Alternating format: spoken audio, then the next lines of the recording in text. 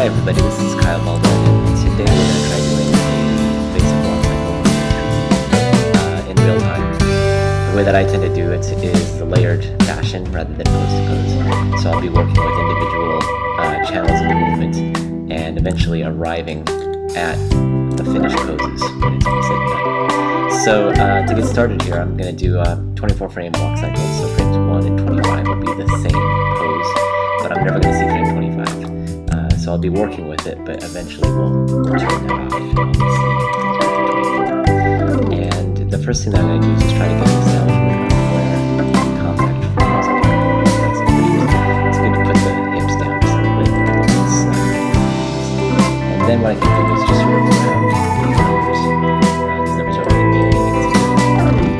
So I'm just trying to get something that I can remember, because whatever I do on frames 1 and 25, I'm going to have to do the opposite.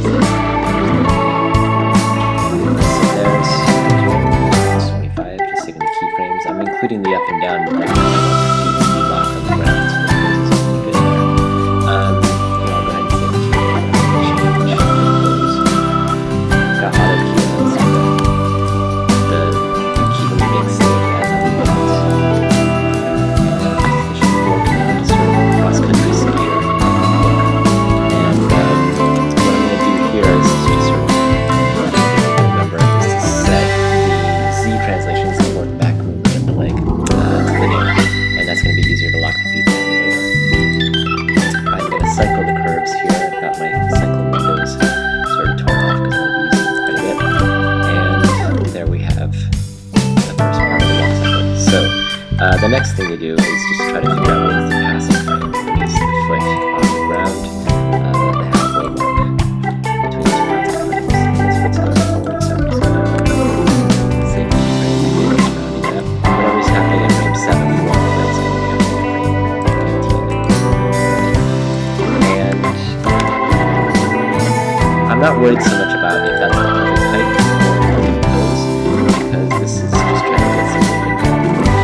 I was thinking that if you're sculpting or something like that, you're just trying to get the movement to so much about of the sculpture. Now that I have this worked out, contact frames and passing frames, it's good to go into the hips.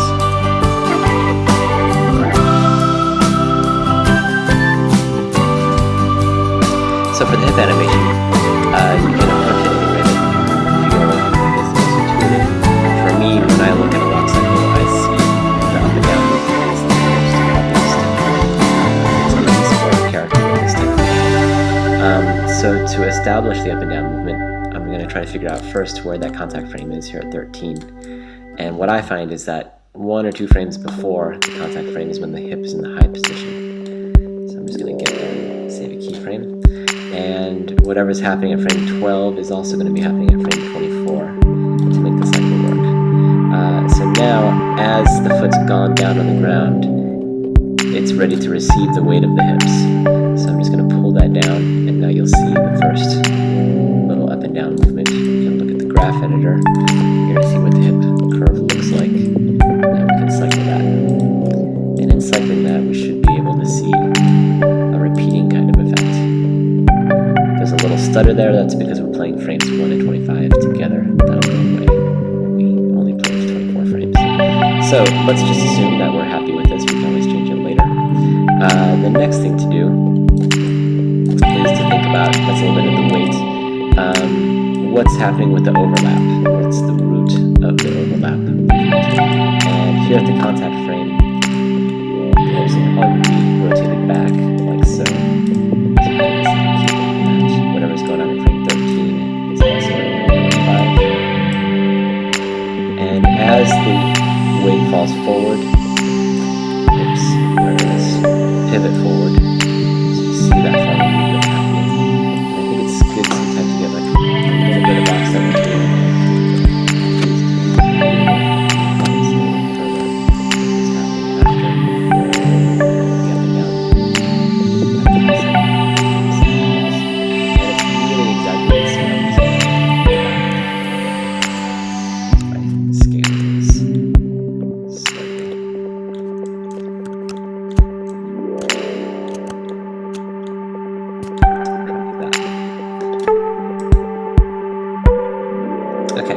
So I'll leave it like that for now and come back to it later, again, to see if we need to adjust it.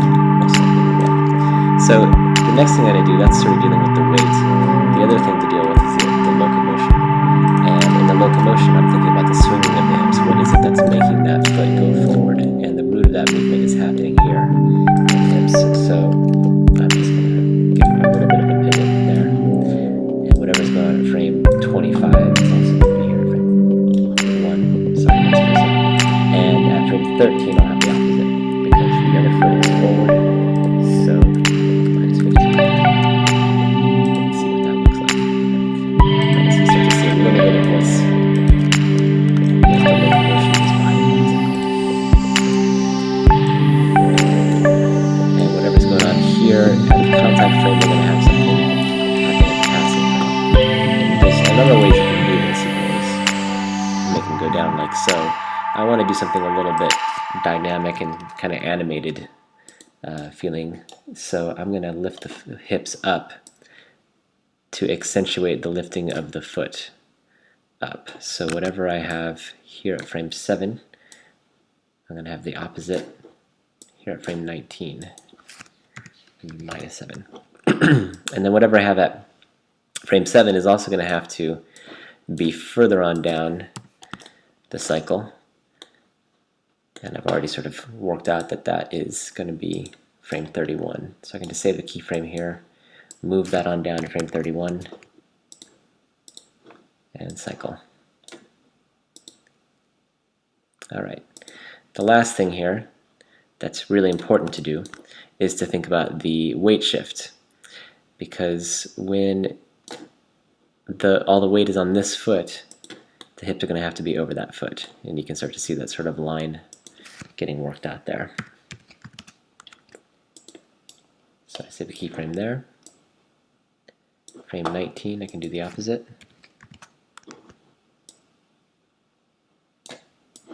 And then same type of thing. I want to copy this keyframe and move it on down to frame 31.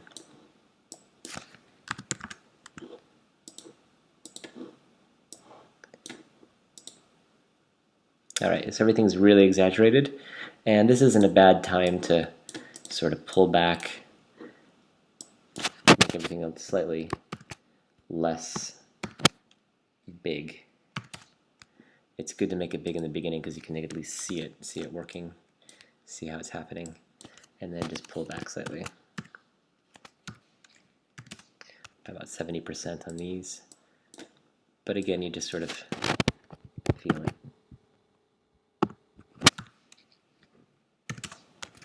See what that looks like. So he's a little bit bouncy. Maybe we can pull back on this a little bit.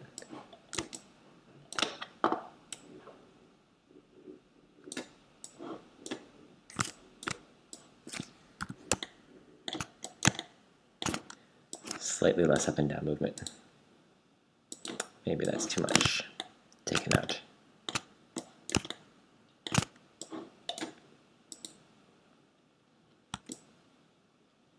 Okay, so that's probably good enough for now. We can always come back in and polish up what's going on the hips, but it's enough information about the movement to let us move now into the feet.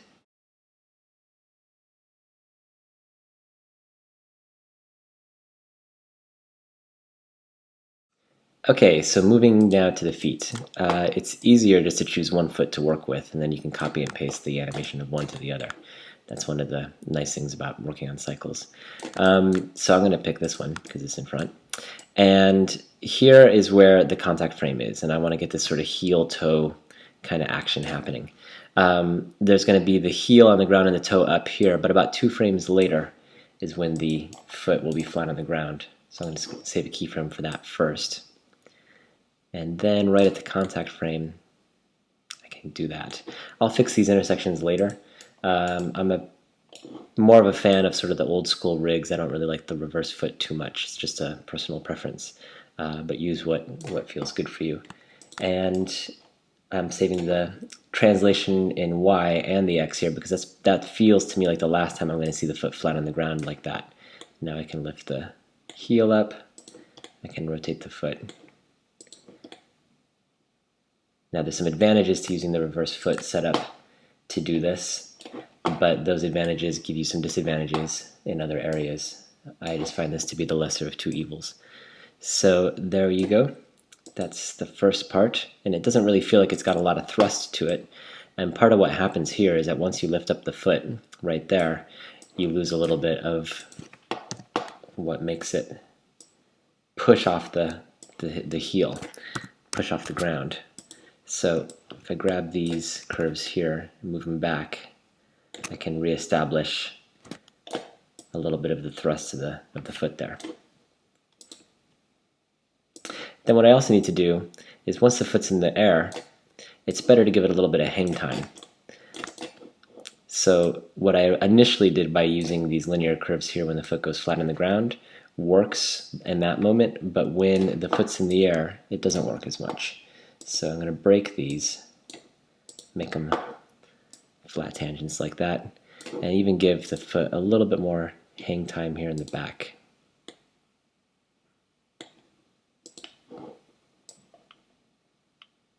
And then it'll swing forward a little bit more quickly.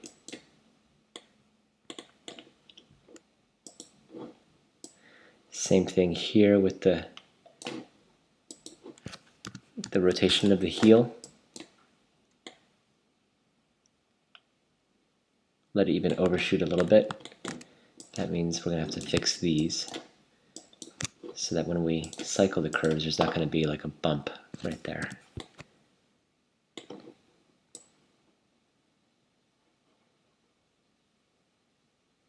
Okay, and then it's not even a bad idea in some cases to let the foot overshoot slightly, or at least come quite close. Looks like we got two keyframes there.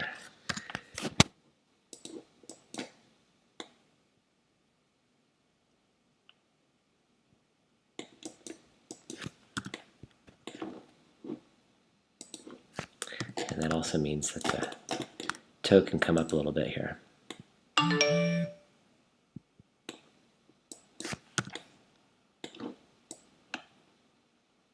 All right, so let's see what we got with that. And the main thing now is to try to fix the intersection, and that'll take a little bit more time to do. But before we get into that detail, let's also work on the arc of the foot coming forward here. So I'll bring the foot slightly in, and these three channels of movement all relate to each other pretty well. They're all sort of dealing with the horizontal movement of the foot. So think of them as a family, as a group. And basically, you can go ahead and save the positions at 1, 13, and 25. Those are all the contact positions. And as it swings forward here, you can swing it out. You can rotate it a little bit like so.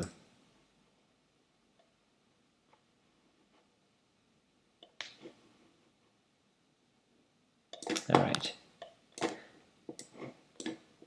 And now going back into some of the other channels of movement that have been established, we can start to edit them, make things work a little bit better. This is going to need to be more smooth.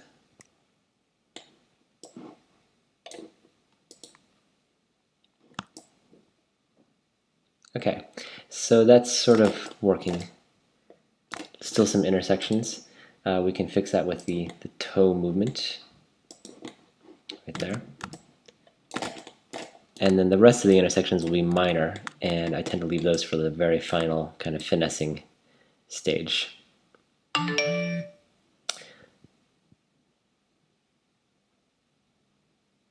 Alright, so I'm going to save a keyframe here where the toe should be locked down, and then just correcting it. That's all the pressure that's being built up in the toe. And then here, a little bit of drag. And then back to 0.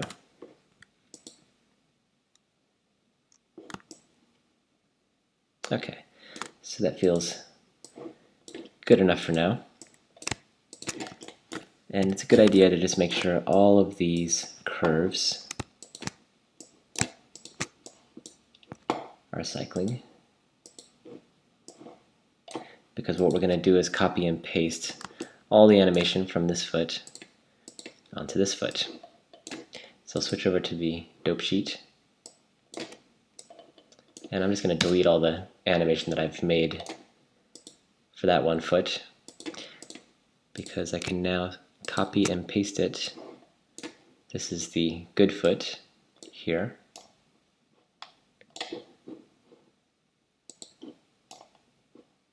There's the foot that's receiving. So the first thing you're going to see is that it looks a little weird because it's exactly the same time. And that's strange. So we're going to offset all the animation on this one by 12 frames. That's half of the cycle. And now there's still a strangeness because of the way that this is rotated. And to fix that, we're going to have to flip the curves. And the curves that we flip are those same ones, the horizontal group. So I can say times equals -1, and that should invert the curves like so, giving us this sort of a feel.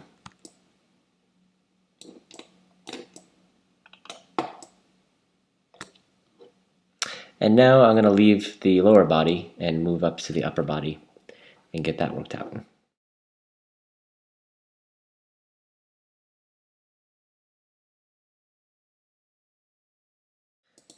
Okay, so I haven't gotten pretty far along with the lower body. It's a good time to move up to the upper body. And it's good to keep in mind also, what's the anatomy of the character and the design of the character. This guy's in a space costume, so he's probably not going to be very supple. But what we want to try to do is counter whatever's going on in the hips for the locomotion in the upper part of the body. So I'm just going to rotate here slightly the chest, so that when the right hip is forward, the left shoulder is going to be forward. But that's not coming from the arm, it's coming more from what's going on inside the spine. So I save a keyframe for 1 and 25, just as before, because this is all happening on the contact frames, and then the opposite happens here.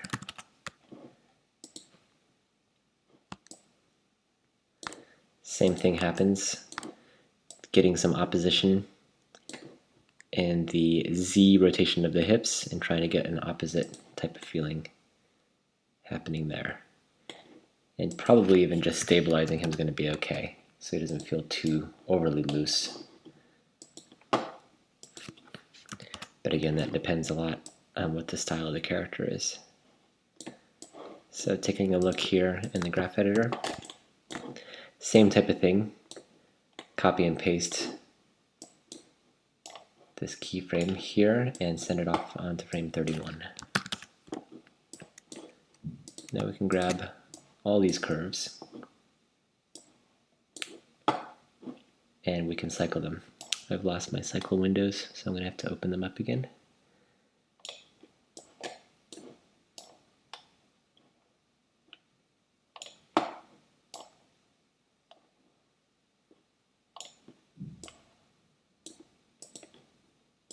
Okay, there we go. I'll just move those out of the way. And he feels a little bit too big in the Z rotation. So I'm just going to come back on that a little bit.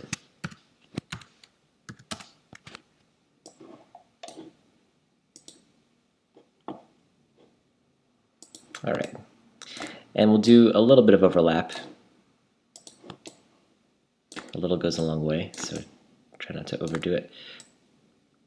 Basically, as he's falling forward, just a little bit of drag in the spine.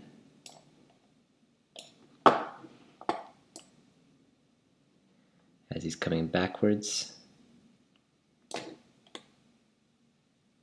pull him forward like so. And if you want an easy way to find out how to make that cycle complete, one way to do it, I'm just going to remember that this is at frame 10. Bring this all back here to frame 1. So whatever is happening here at frame 1 would also happen at frame 13. Now I can bring this back to frame 10.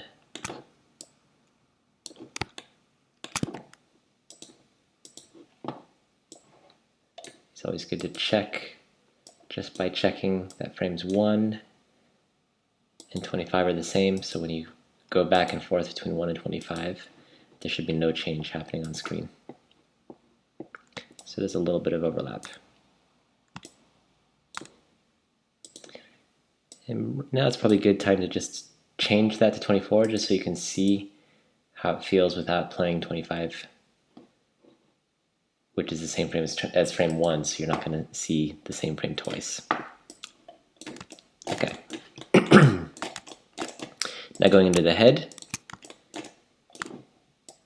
this should be very, very simple. I just want to correct him so that he's looking forward. Make that 4. Same thing at frame 25. Back to 13, -4. And I'm probably not going to do too much of the Z, maybe not at all, just because it starts to feel a little bit too fluid for a spacesuit. But probably can do a slight amount of overlap with the head. Same thing, so as it's going up, just going to drag the head down a little bit. Whatever's going on at frame 11 will also be at frame 23, pretty sure.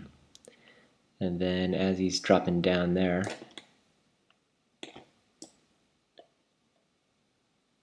a little bit of drag on the head. We'll see how that looks.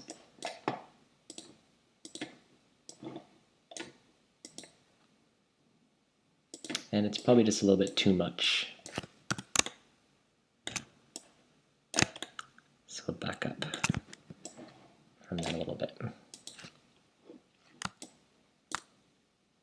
Okay, so that's the spine.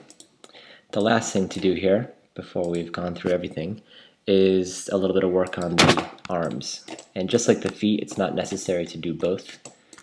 We'll just do one and then we can copy and paste. And I'm just going to accentuate the movement that's already working there. Find the forward and back. There it is. And just go a little bit further with the opposite. So if that foot is there, is forward, this arm's going to be forward at the contact frame.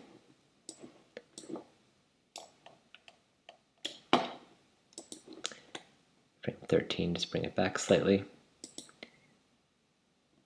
Now we've got a little bit of arm swinging. Work down the hierarchy so that we can see what it feels like if the elbow bends. And then it will straighten.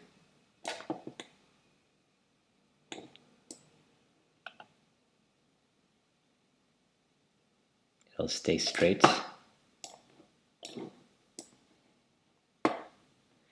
And we can just try to figure out what that would look like in the cycle. Same technique here. This is frame 6, so I'll try to remember that. And I'll just copy whatever it is here to frame 25. And then I can move this back to frame 6, offsetting this whole cycle and cycling it. Giving us that feeling of drag. I don't like this ever being too flat, just keeping things moving a little bit, even if it's just the slightest little push. We're probably not going to see too much of a difference. And maybe I can make this all a little bit straighter.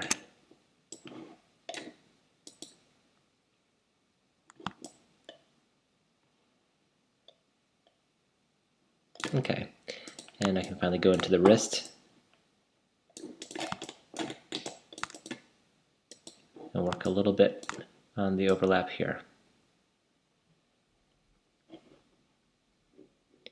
So as he's moving forward, a little bit after he started moving forward, give a slight amount of drag to the wrist.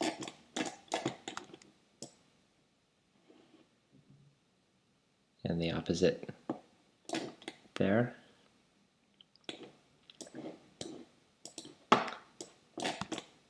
So that's frame 9, and I'm going to try to remember that as I bring all this back to frame 1. Copy and paste. Go back to frame 9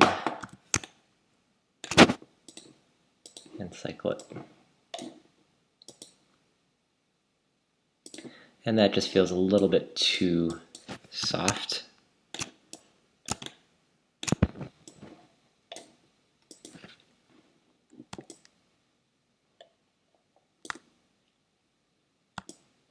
All right, so the easiest thing here to do is to copy and paste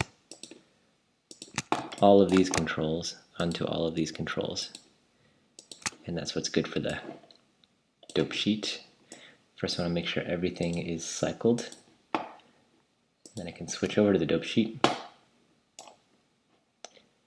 copy and select these, and paste.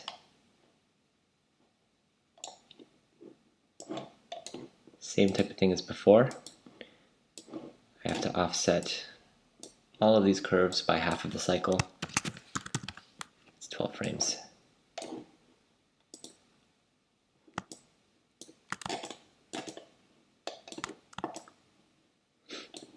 And basically we've gone through all the channels that we can. And I often think of it as like a rock band going into the studio and each band member is laying down the tracks, the bass, the guitar. And after everything's recorded, you can go in and do the remix. Try to mix it correctly. And the mix is going to happen on all the different channels here that we see in the graph editor. And that'll probably take about as much time to do as this took. But that's the basic idea of how to get a walk cycle working in real time.